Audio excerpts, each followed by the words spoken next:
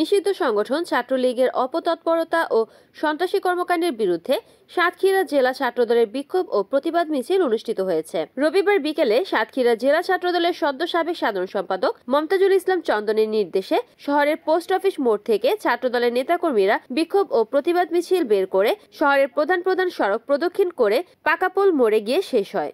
বিক্ষোভ ও প্রতিবাদ মিছিলে উপস্থিত ছিলেন সাতক্ষীরা জেলা ছাত্রদলের সদ্য সাবেক যুগ্ম সম্পাদক মেহেদী হাসান, সাবেক যুগ্ম সম্পাদক খালেদ হাসান সুমন, সাবেক দপ্তর সম্পাদক জাহাঙ্গীর আলম পলাশ, জেলা ছাত্রদলের বিপ্লব, মৌ, পৌর ছাত্রদলের রায়হান, রাসেল, সাতক্ষীরা সরকারি কলেজ ছাত্রদলের যুগ্ম আহ্বায়ক আরাফাত রহমান রাব্বি, আলিপুর ইউনিয়ন ছাত্রদলের তানভীর হাসান শুভ, ঝাউডাঙ্গা ইউনিয়ন ছাত্রদলের সভাপতি আলিম, মেহেদী হাসান, জাহিদ হাসান সহ আরো অনেকে।